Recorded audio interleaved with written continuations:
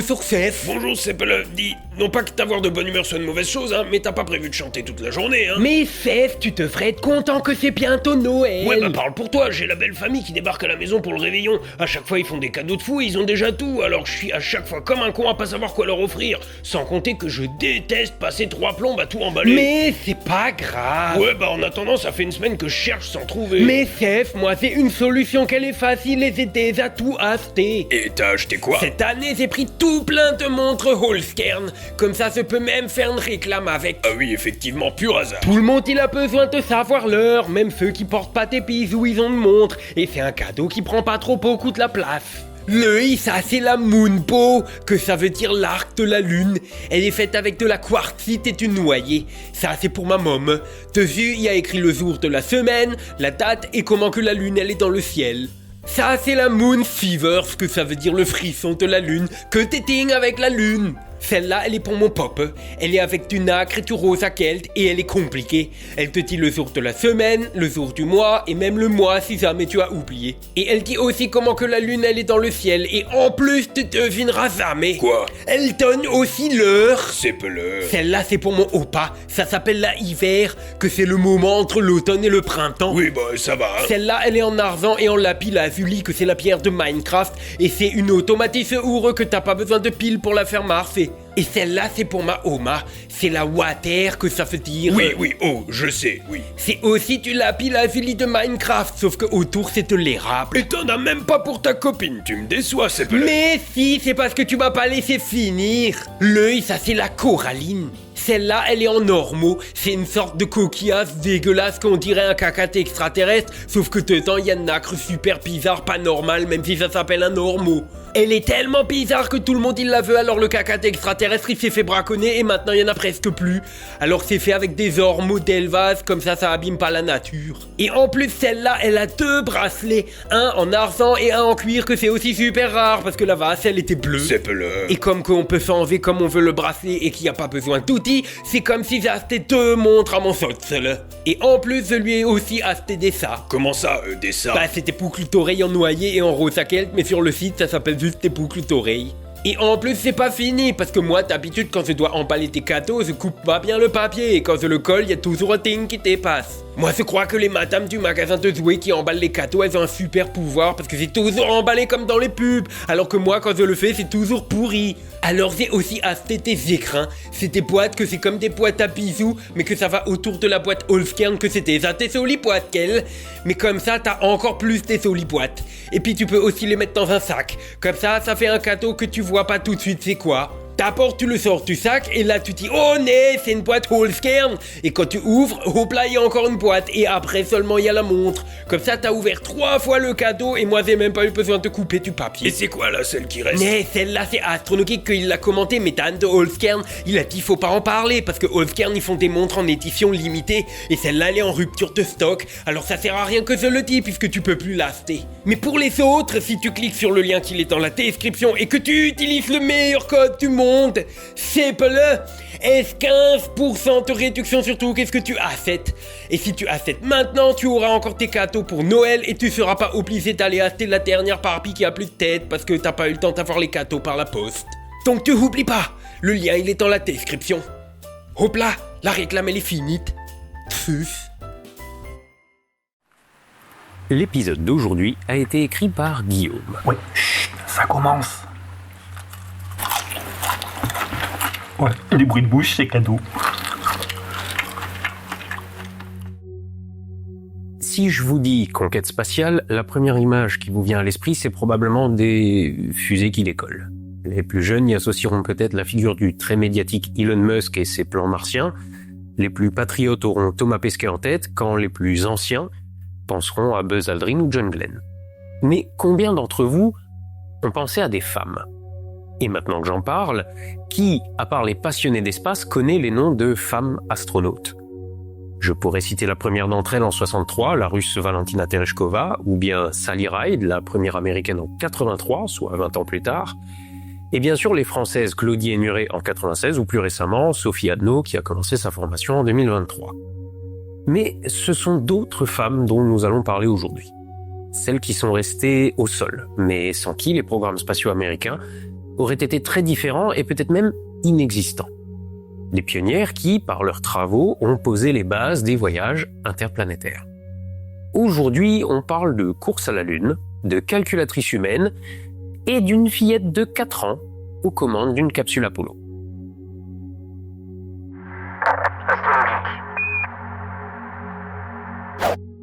Pour retracer les débuts de l'aventure spatiale américaine, nous allons évoquer les réalisations de 5 femmes ingénieures et mathématiciennes, à commencer par le parcours des 3 premières. Mais comme cette histoire commence dans l'Amérique des années 1910 et que ces dernières sont afro-américaines, on va commencer par un peu d'histoire. En 1865, l'esclavage est aboli aux États-Unis et les amendements 13 à 15 sont ajoutés à la Constitution. En très gros, ce sont les amendements garantissant les mêmes droits à tous les citoyens américains. Donc, quelle que soit leur origine et leur couleur. Bon, mais ce truc de woke, d'être tous égaux, ça ne plaît pas à tout le monde. Ceci étant, et comme vous l'a déjà expliqué l'ami Bruce, les USA sont un pays légaliste, donc pas question de ne pas respecter la Constitution. Une solution est alors trouvée par les États qui veulent maintenir le privilège blanc. Créer une loi qui fasse que les personnes blanches soient légalement privilégiées par rapport aux personnes noires. La fourbe subtilité consiste à dire que, d'accord, tout le monde a droit à la même chose, mais c'est pas pour autant qu'on doit se mélanger. C'est la doctrine du séparés mais égaux, ou en termes que vous connaissez mieux, c'est la ségrégation. La loi dit que les personnes noires ont le droit d'aller à l'école comme les personnes blanches, qu'elles le fassent dans leurs propres écoles. Pour les trains, elles n'ont qu'à avoir leur propre wagon. Dans les administrations publiques, ça veut dire par exemple toilettes, fontaine à eau et machine à café séparées. Pour les restaurants, hôpitaux, bibliothèques, pareil, il y avait ceux pour les blancs et ceux pour les noirs. Et ça valait aussi pour les mariages dans certains États, les unions mixtes étaient simplement interdites. C'est là que vont apparaître les panneaux « For White Only » ou « Réservés aux blancs ». Mais attention, c'est pas du racisme. Non, puisque le racisme c'est illégal. Là, tout le monde a droit aux mêmes choses, mais juste on se mélange pas. Bon, vous vous doutez bien que ce système juridiquement égalitaire ne va pas l'être en pratique. Si je vous demande le point commun entre des bâtiments au sol en marbre situés dans les meilleurs quartiers et une grange au fond des prés, a priori vous ne voyez pas. Mettez un panneau « école » devant chacun et vous aurez l'idée. En effet, le financement des écoles publiques dépendait des impôts fonciers locaux. Une zone pauvre générant peu d'impôts, les écoles, si l'État dégageait un budget suffisant pour en construire, y avait un budget moindre. Et avaient donc moins de professeurs, moins bien payés et avec moins d'équipements. Et c'est donc dans ce contexte qu'ont grandi 3 femmes qui ne partaient pas avec les meilleures chances, mais ont grandement participé à propulser les États-Unis en tête de la course à la Lune. D'abord, Dorothy Vaughan, qui naît en 1910 dans l'ancien État esclavagiste du Missouri. Avec ses parents, elle déménage vite en Virginie occidentale où elle sort diplômée du lycée à 15 ans. Elle intègre ensuite une université en Ohio grâce à une bourse et obtient à 19 ans sa licence en mathématiques avec mention. Ses professeurs l'encouragent à poursuivre ses études, mais devant aider financièrement sa famille suite au krach boursier de 1929, elle choisit un poste dans l'enseignement. Il y a ensuite Katherine Johnson, née en 1918 dans l'État ségrégationniste de Virginie occidentale, qui devra aller dans un autre comté pour étudier, le sien ne disposant pas de lycée ni d'université réservée aux Afro-Américains.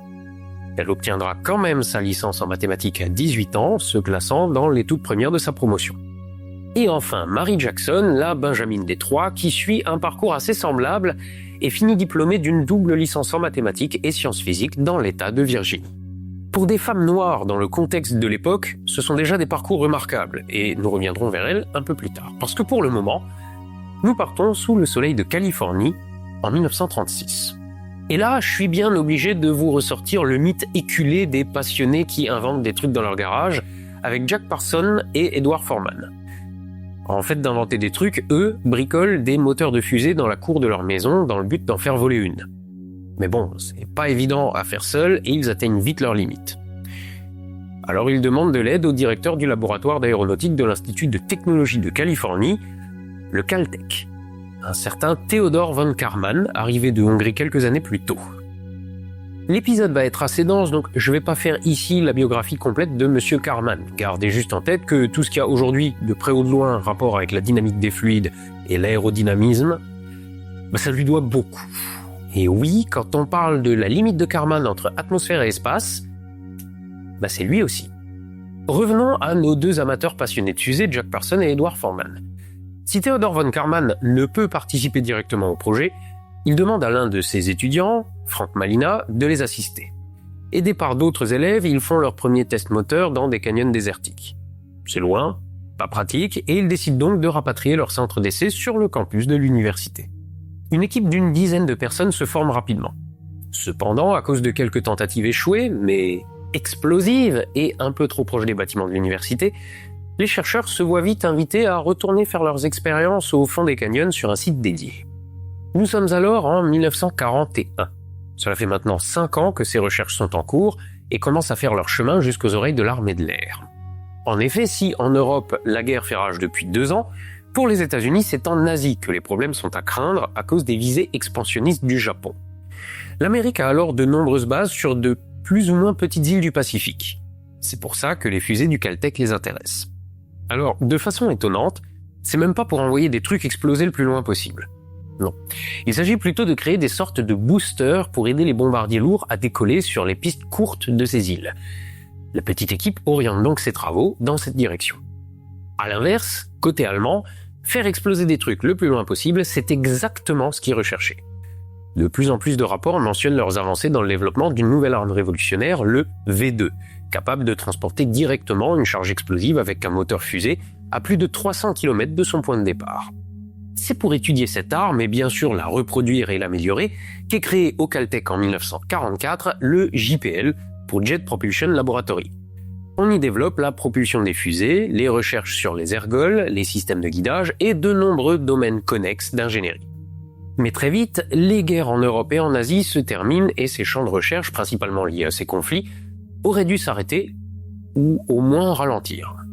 Sauf que la Russie, en tant que grande puissance émergente, inquiète les États-Unis, dont les dirigeants se disent que ça serait pas mal de remplacer les charges explosives traditionnelles des missiles par des têtes nucléaires, et que ces missiles puissent aller d'un continent à l'autre. Et il se trouve que les Russes se disent la même chose.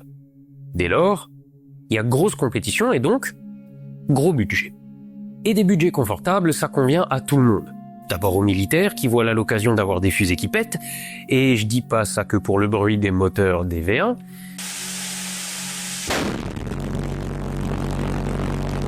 Ensuite aux scientifiques qui imaginent de nouveaux outils pour explorer la haute atmosphère, les rayonnements cosmiques, bref, plein de domaines relatifs à l'étude de la Terre et à ce qu'il y a autour. Ceci étant, le concept de toutes ces fusées, militaires ou civiles, reste le même. Envoyer un truc en l'air et le faire retomber. Quelques scientifiques font bien des demandes pour mettre en orbite des outils de mesure, mais les militaires ne voient pas l'intérêt de dépenser de l'argent pour ça et refusent. Jusqu'au 4 octobre 1957, quand les soviétiques mettent sur orbite Sputnik 1 et donnent une fessée bien claquante aux cuistres capitalistes, qui s'en remettent à peine lorsqu'un mois plus tard, c'est Sputnik 2 qui est mis en orbite, donnant une seconde fessée au culte de l'Amérique toute puissante. Sputnik 1, vous voyez très probablement à quoi ça ressemble. Une sphère de 60 cm pour environ 80 kg et ses 4 antennes derrière elle. En lui-même, le satellite n'était pas dangereux. Il ne transmettait que des données de température et de pression par radio et a fini par retomber en 3 semaines. Mais il est communiste. Et il passe pendant plus de 20 jours, toutes les 100 minutes, au-dessus des États-Unis, en émettant son bip caractéristique à chaque seconde. Un signal que partout dans le monde, militaires et même civils, avec un récepteur radio du commerce, pouvaient capter et comprendre. Et il y a quoi à comprendre dans un bip ? 3 choses. 1. Bonjour, on est communiste, on est meilleur que vous. 2. Bonjour, on est communiste, on envoie des ogives nucléaires où on veut, quand on veut. 3. Bonjour, on est communiste, toutes les 100 minutes, on peut espionner ce qui se passe n'importe où sur la planète. Alors factuellement, le premier point est exact. Les soviétiques prouvent au monde leur avance technologique et vantent ainsi la supériorité de leur modèle de société. Les 2 autres points tiennent à ce stade plus de la peur et de l'anticipation, même si les menaces de frappe nucléaire et d'espionnage à l'horizon de quelques années sont bien réelles. Dès lors, entre États-Unis et URSS, le but sera de sortir son engin pour montrer à l'autre qui a la plus grosse. Fusée. Et dans cette logique de compétition, l'Amérique se dit « Puisque c'est comme ça et que les Russes envoient des boules autour de la Terre, nous on sera les premiers à envoyer un homme en entier en orbite. » Bon, ils se reprendront une troisième fessée sur le cuisant échec de ce projet, mais on y reviendra. Donc, les États-Unis, qui après ces déculottés ont bien du mal à s'asseoir, décident de mettre en place un solide programme spatial. Mais ils n'ont pas vraiment de structure pour ça, et plusieurs projets sont en concurrence. Chaque corps de l'armée américaine développe en effet son propre missile balistique à longue portée, dont chacun peut, en théorie, être modifié pour servir de lanceur à un orbiteur. Wernher von Braun travaille sur le projet orbiteur de l'armée de terre et souhaite y faire participer le JPL. C'est le programme à ce stade le plus abouti. L'armée de l'air, elle, propose son missile balistique intercontinental Atlas, les Russes ayant eux-mêmes utilisé ce type de lanceur pour mettre Sputnik en orbite. Enfin, la Navy travaille sur le projet Vanguard, une fusée à 2 étages, loin d'être finalisée. C'est néanmoins ce projet qui est retenu par le président Eisenhower pour envoyer le premier satellite américain en orbite. Et donc il interdit aux 2 autres programmes d'envoyer quoi que ce soit autour de la Terre avant que le projet Vanguard n'ait réussi sa mission. Bon, spoiler, le projet Vanguard se plante et n'envoie rien du tout dans l'espace. Le projet porté par von Braun obtient alors le feu vert pour ses lancements et place enfin sur orbite le premier satellite artificiel américain, Explorer 1. Quoi ? Oui, Bruce commence à me demander des royalties sur les parenthèses, alors bon... C'est au lancement des premières sondes Explorer en 57 et 58 que sont découvertes les ceintures de Van Allen. Il s'agit d'une zone où le champ magnétique terrestre piège les particules énergétiques du Soleil. Vu du sol et près des pôles, c'est ce qui provoque les magnifiques aurores boréales. Si vous les traversez sur les zones les plus denses, ça provoque une magnifique irradiation qui peut déboucher sur des cancers. Raison pour laquelle les cabines d'émission lunaires qui devront les traverser seront blindées et leur trajectoire calculée pour ne pas passer dans les zones les plus denses en radiation. Ça y est, les États-Unis ont rattrapé leur retard pour la mise en orbite d'un satellite, mais ce qu'ils veulent, c'est prendre de l'avance. Garder 3 programmes parallèles n'ayant guère de sens, surtout que l'un d'eux vient de prouver son avance et sa supériorité, le président Eisenhower décide donc de créer une agence spatiale civile pour fédérer les efforts américains. Cette nouvelle structure va regrouper à terme l'agence de missiles balistiques de l'armée, dont fait partie von Braun, les équipes du JPL et le NACA, une agence de recherche tournée vers l'aéronautique. Nous sommes en juillet 1958, la NASA vient de naître et va très vite avoir un immense défi à relever, envoyer le premier homme sur la Lune avant la fin des années 60. Mais arrêtons-nous un petit instant sur le NACA, dont l'acronyme pourrait se traduire par Comité consultatif national pour l'aéronautique. En fait, de comité, il s'agissait bien d'un centre de recherche créé en 1915 pour rattraper le retard pris par les USA sur l'Europe en aéronautique. Donc au NACA, on ne parle pas directement de moteur ou propulsion. On étudie l'aérodynamisme, les profils d'ailes ou la diminution des traînées. En gros, comment résoudre les problèmes rencontrés par un engin en vol. Mais quand je vous parle de retard des USA sur l'Europe, on parle de quoi exactement ? En fait, le terme de retard est impropre parce que ça laisse entendre que l'Amérique était juste un peu à la traîne en aéronautique. Alors qu'en fait, ils en étaient plus au stade du cerf-volant. À la création du NACA, donc à l'aube de la Première Guerre mondiale en Europe, la Russie compte 800 avions. L'Allemagne, un bon millier, la France en a 1400 et les États-Unis, 23. Ceci étant, rien de mieux qu'un orgueil piqué au vif et quelques millions de dollars pour rattraper son retard. Ainsi, au sortir de la Seconde Guerre mondiale, le NACA compte 7000 employés pour un budget de 78 millions de dollars. Il travaille sur des projets expérimentaux de turbojets, de vol à haute vitesse et a des souffleries capables de mener des essais dans ces conditions. Mais il a quand même un léger problème. Tous ces domaines d'études sont nouveaux et nécessitent une énorme puissance de calcul pour la recherche fondamentale, la création des équations et leur mise en application. Parce qu'après tout, un avion ou un missile, c'est juste des lois physiques et des équations mathématiques qui fonctionnent ensemble. Voyons comment se passent les tests d'aérodynamisme en soufflerie à l'époque. Les ingénieurs choisissent d'abord quoi tester. Forme des ailes, des hélices ou un avion entier. Ils construisent ensuite une maquette qui est placée en soufflerie et où ses performances sont mesurées. Mais ces mesures, ça produit beaucoup de données qu'il faut analyser. Ensuite, un paramètre de la maquette est modifié et de nouveau, test, recueil de données et analyse. Cette méthode de travail empirique génère d'énormes quantités de calculs répétitifs. Pour les ingénieurs, c'est un goulot d'étranglement qui pénalise leur travail de recherche et ils considèrent cette étape comme un gâchis de leurs compétences avancées. En effet, les ordinateurs n'existant pas, l'énorme puissance de calcul nécessaire était fournie par des humains. Mais on est dans les années 40 et 50 aux États-Unis. Une société un chouïa patriarcale qui valorise avant tout le travail des hommes. Le travail de force, bien sûr, la figure du soldat, de l'ingénieur, et enfin, dans le nouveau cadre de la course à l'espace, du pilote héroïque prêt à risquer sa vie aux commandes d'aéronefs de plus en plus puissants et rapides. Et donc, dans cette société, les postes pour les femmes qui déjà peuvent se permettre de travailler ne sont pas les plus valorisants. Elles occupent principalement des postes de secrétariat dans le privé ou l'administration.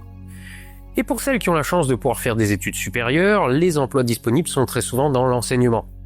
Et les femmes de couleur sont, en plus, limitées aux rares établissements qui les acceptent. Voilà, le patriarcat, c'est ça. Alors quand le NACA a besoin de personnel pour faire des calculs à la chaîne, tâche ingrate par excellence, il passe des annonces pour recruter des femmes diplômées du supérieur dans les domaines scientifiques. Des femmes blanches, dans un premier temps, mais la Seconde Guerre mondiale entraînant de très forts besoins en recherche et donc en calcul, ce recrutement est ensuite étendu aux femmes noires. Cependant, ségrégation oblige, ces dernières travailleront à part dans un bâtiment dédié du NACA, appelé Zone Ouest, où elles sont bien sûr dirigées par du personnel blanc. Dorothy Vaughan, que l'on avait quittée en début de vidéo alors qu'elle finissait ses études, arrive dans cette unité en 1943. Cela faisait 13 ans qu'elle enseignait les mathématiques, mais le NACA paye plus que son poste de prof. Même si ce nouvel emploi n'est que temporaire le temps de la guerre, c'est une occasion à saisir. Dès lors, son travail, comme celui de ses collègues, est de fournir et d'analyser les données à destination des ingénieurs. Pour cela, elle dispose des outils de base. Papier, crayon, une calculatrice mécanique, des règles de calcul et quelques abacs. Les 7 premiers mois, Dorothy se rôde aux méthodes, concepts et projets du NACA qui, en pleine Seconde Guerre mondiale, ont des applications très concrètes. Comme faire voler les B-29 plus loin, plus haut, au-dessus du Japon, avec des charges plus lourdes, comme des bombes nucléaires. Mais les différents conflits prennent fin quelques années plus tard, ainsi que la majorité des contrats des calculatrices humaines comme on les appelait.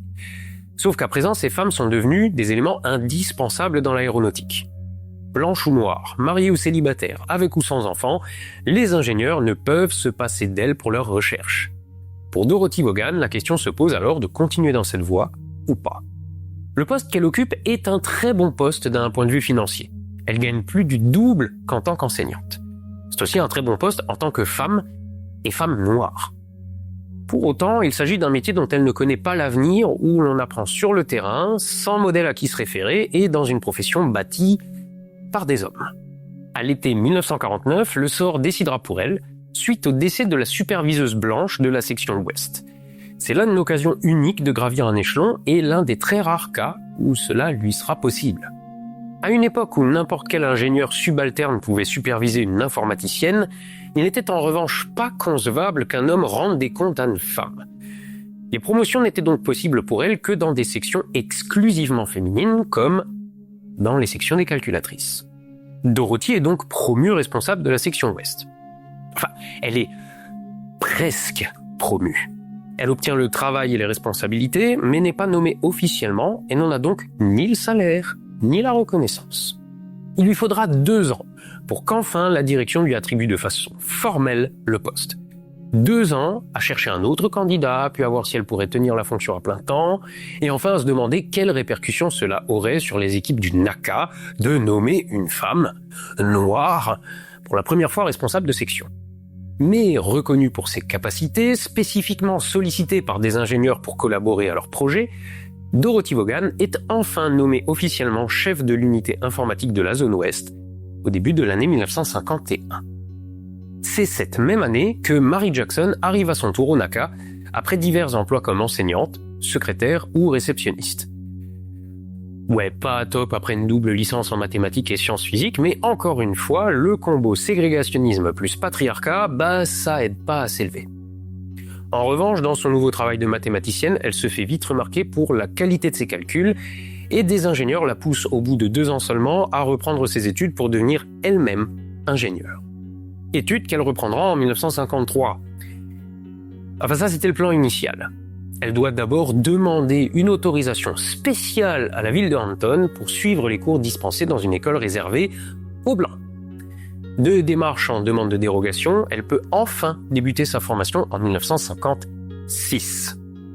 3 ans de procédure pour avoir le droit d'étudier, mais en étant limitée sur le nombre de livres qu'elle peut emprunter à la bibliothèque. Mary Jackson obtiendra son diplôme 2 ans plus tard, en 1958. Elle sera la première femme afro-américaine à être nommée ingénieure à la NASA, où elle rédigera une douzaine de publications sur la mécanique des fluides en aéronautique. Entre-temps, en 1953, arrive avec son doctorat en mathématiques Katherine Johnson qui commence à travailler sous la direction de Dorothy Vaughan. Elle est assignée à la branche des charges de manœuvre, dépendante de la division des recherches en vol. Elle y co-rédigera en 1960 la note technique D233 qui met en équation les étapes d'un vol spatial. Le décollage, la satellisation et le retour au sol.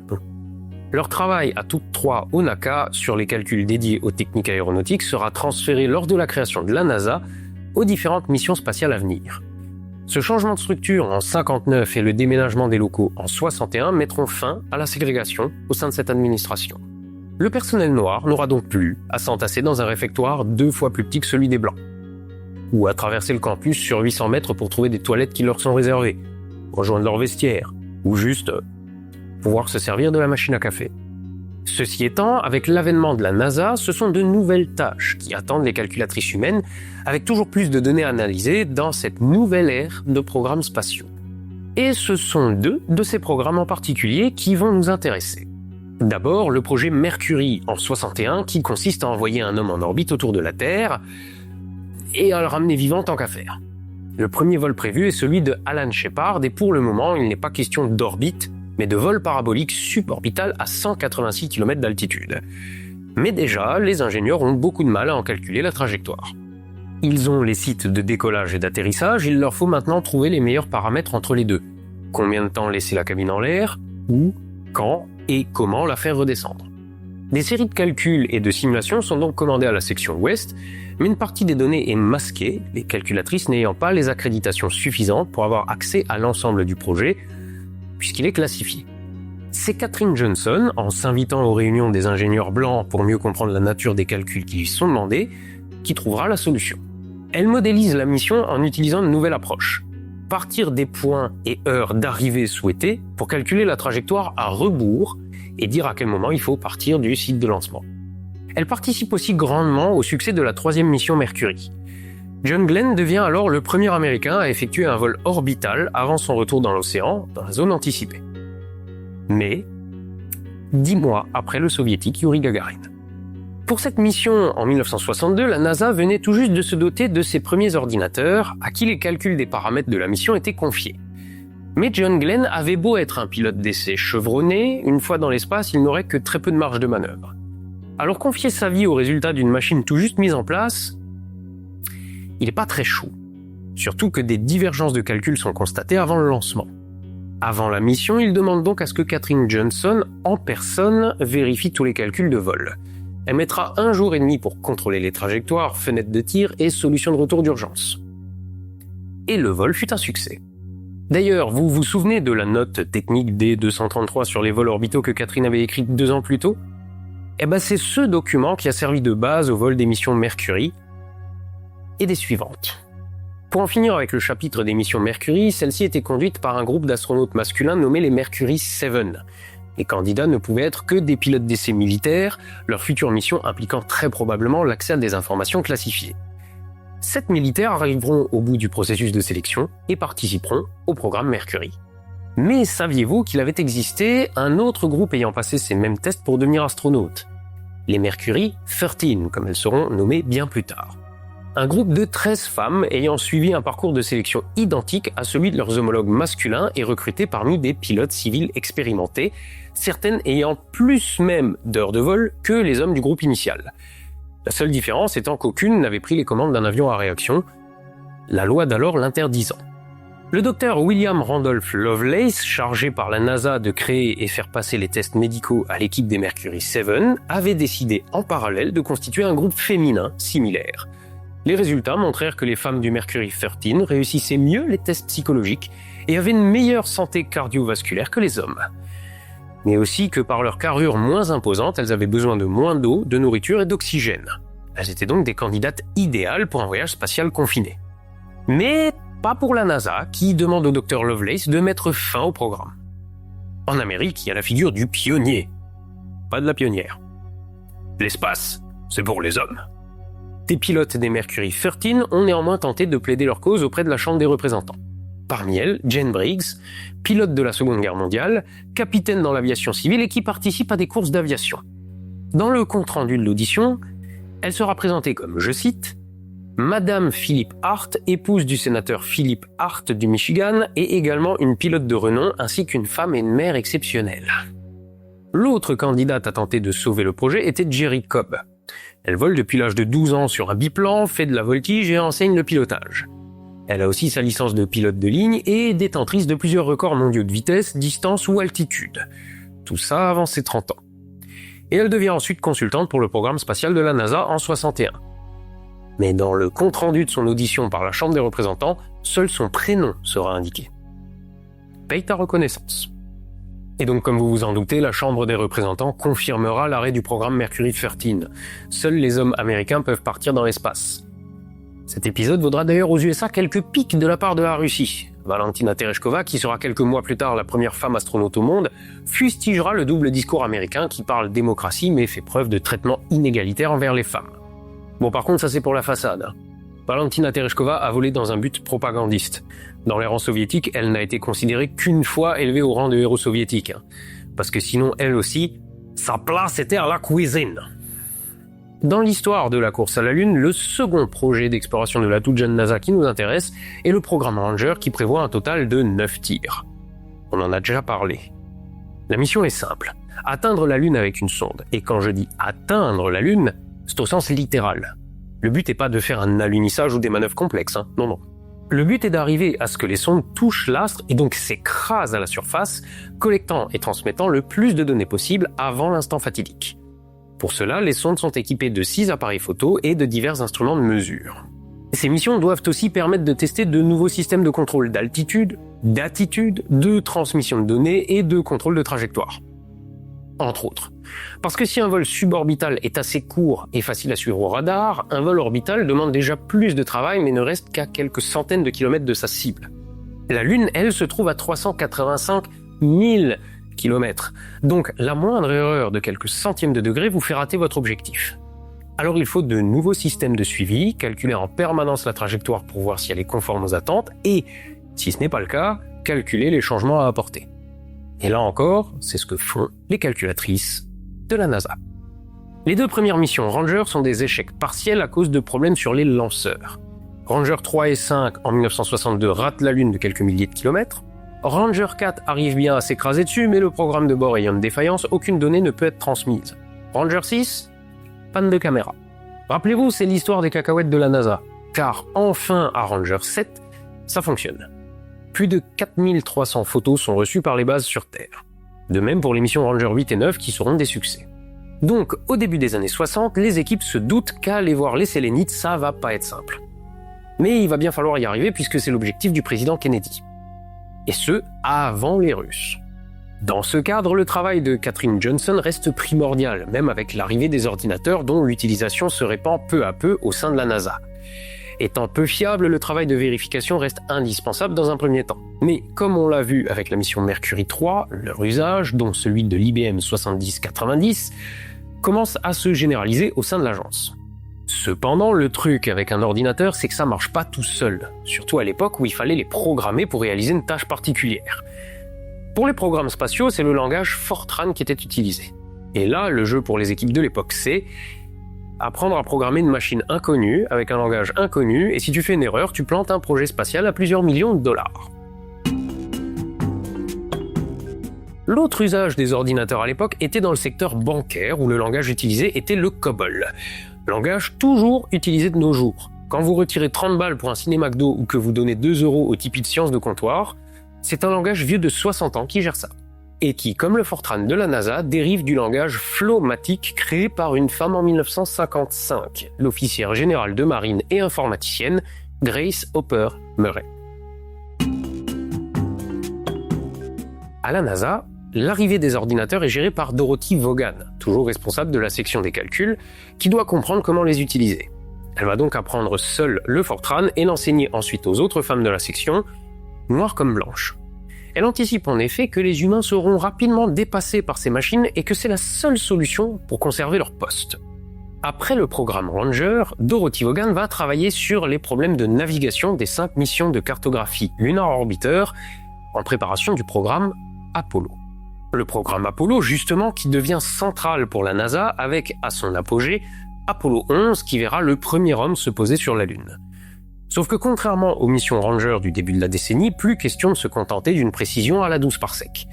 À la moindre erreur, l'équipage est soit perdu dans l'espace à la recherche de Event Horizon en ratant l'orbite lunaire, soit s'écrase à la surface dans un préquel de Deep Impact. Apollo 11 doit envoyer vers la Lune 3 modules. Les modules de commande et de service, ou CSM, qui resteront en orbite, et le module lunaire, ou LEM, destiné à se poser puis à repartir. Aucun échec n'est possible. La mission n'a droit qu'à un seul essai. La supervision des calculs de trajectoire, en particulier le rendez-vous de retour entre les 2 modules, est donc confiée à Katherine Johnson. Et on va prendre quelques minutes pour se donner un infime aperçu de tout ce qu'il a fallu coordonner en termes de trajectoire pour cette mission. Il y a déjà le lanceur, une fusée Saturn V à 3 étages. Au décollage, le premier étage fonctionne 2 minutes 42 secondes avant d'être largué. Le deuxième étage s'allume alors pendant 6 minutes 26 secondes avant d'être détaché et de passer le relais au 3e étage pendant 2 minutes 31 secondes.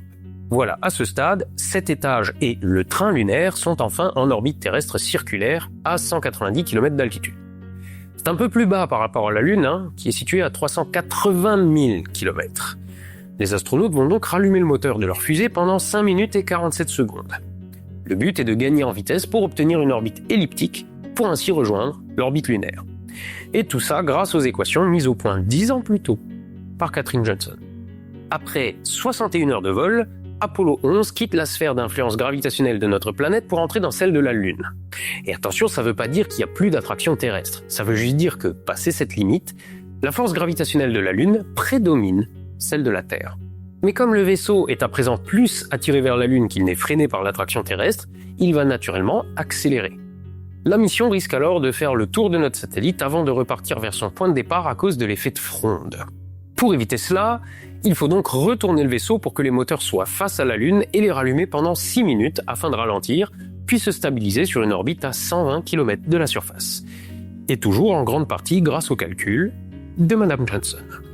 La mission effectue ensuite 13 révolutions autour de la Lune, chacune étant soumise aux attractions lunaires, mais aussi terrestres ou encore solaires, qui décale peu à peu sa trajectoire. Le LEM se sépare alors et descend au sol pendant que le module de commande reste en altitude. Et c'est là une phase critique de la mission. En effet, si les mises en orbite sont un processus qui commence à être maîtrisé par les équipes de la NASA, la phase d'alunissage d'un appareil aussi gros et surtout habité est une première. Et l'une des contraintes vient du fait que le LEM va se poser à 7 km du lieu d'alunissage initialement prévu. Il faut donc déterminer précisément sa nouvelle position. Ensuite, en fonction de celle-ci, calculer les paramètres de décollage et de trajectoire pour rejoindre l'orbite du CSM et s'y arrimer. Katherine Johnson, en charge de la supervision de cette phase cruciale de rendez-vous, considère qu'il s'agit là du plus grand accomplissement de sa carrière. D'ailleurs, je partage avec vous une réflexion que je me fais à ce stade. Avec les missions Explorer, Ranger, Lunar Orbiter et Apollo, 400 000 personnes sont impliquées pour plus de 5% du PIB des USA. Est-ce que vous vous rendez compte du niveau de complexité du scénario et des moyens techniques mis en place pour faire croire aux humains que la Terre est ronde et qu'on est allé sur la Lune? Franchement, je trouve les platistes un peu durs avec les moldus, ils pourraient au moins reconnaître l'effort. Et sans parler des programmes lunaires russes, chinois, japonais, européens, indiens, israéliens, émiratis ou coréens. Et puisque j'y suis, j'en profite, second aparté. Les calculs de trajectoire de la mission ont donc été effectués et supervisés par des équipes féminines. Mais qu'en est-il des logiciels embarqués sur les vaisseaux Apollo? Eux ont été développés sous la supervision de Margaret Hamilton au MIT. Et sous sa supervision signifie qu'elle prend à l'âge de 27 ans la tête d'une équipe de 350 personnes pour mener ce projet de bout en bout. La voici d'ailleurs posant à côté des listings du code de navigation d'Apollo 11 dont elle était la responsable. Ça peut sembler glorieux ou valorisant aujourd'hui, mais je vous rappelle que les informaticiennes étaient alors au mieux considérées comme des secrétaires par les ingénieurs. De plus, Margaret était alors tout juste divorcée et élevait seule sa fille de 4 ans. Pour citer ses mots lors d'une interview, même si le logiciel était le moteur du programme Apollo, il n'était toujours pas considéré comme une science, du moins pas par les ingénieurs en matériel ou en mécanique. Les programmeurs étaient moins bien considérés. Au début, personne ne pensait que les logiciels étaient si importants. Puis, ils ont commencé à réaliser à quel point ils en étaient tributaires. Margaret Hamilton emmenait parfois sa fille avec elle les soirs et week-ends lorsqu'elle devait retourner travailler. Pour l'occuper, elle la laissait jouer avec le cockpit du simulateur des missions Apollo. Mais voilà qu'un soir, alors que le simulateur est en configuration de vol, la fillette de 4 ans cause un plantage système. Elle sélectionne le programme d'atterrissage qui n'est pas supposé être actionné dans ces conditions. Planter la totalité de l'informatique embarquée en plein milieu d'une mission pouvait être légèrement problématique. Margaret fait remonter le problème à ses supérieurs, qui ne voient pas le problème. Ils lui répondent que les astronautes super entraînés over the top de la NASA, qui sont des mecs des vrais avec des grosses couilles, vont quand même pas faire la même bêtise qu'une gamine de 4 ans qui joue en attendant sa mère. Sauf pendant Apollo 8, quelques mois plus tard, où l'astronaute Jim Lovell fera comme la fillette de 4 ans, choisir par erreur le programme d'atterrissage en plein programme en vol, compromettant la mission. La boulette. Heureusement, de nouvelles données de navigation ont pu être envoyées à temps pour corriger la trajectoire. Margaret Hamilton, après ces 2 incidents, décide d'implémenter toute une série de règles pour sécuriser le fonctionnement des programmes lors des vols. Dès lors, les logiciels embarqués feront tourner en priorité les programmes considérés comme essentiels, ignorant des fonctions secondaires si besoin. Une architecture logicielle inédite qui sauvera la mission Apollo 11 quand, à 3 minutes de l'alunissage, le calculateur de vol est saturé et menace de priver l'équipage d'une assistance cruciale. La cause ? Une fois de plus, quelqu'un qui appuie sur le mauvais bouton au mauvais moment. Pour sa descente vers la surface lunaire, le LEM n'avait besoin que du radar d'atterrissage. Mais Buzz Aldrin avait aussi mis en route le radar de rendez-vous, destiné à l'amarrage au module de contrôle, au cas où l'alunissage soit annulé et qu'il faille remonter. Seulement voilà, l'ordinateur de bord n'était pas supposé, à ce stade de la mission, gérer ce flot de données imprévu qui mobilise 15% de ses ressources. Le calculateur aurait donc planté si Margaret Hamilton n'avait pas conçu un système capable de prioriser les tâches. Comme quoi, dire qu'en informatique le problème se situe souvent entre la chaise et le clavier, ça n'a rien de nouveau. Même si on est un homme super entraîné de la NASA.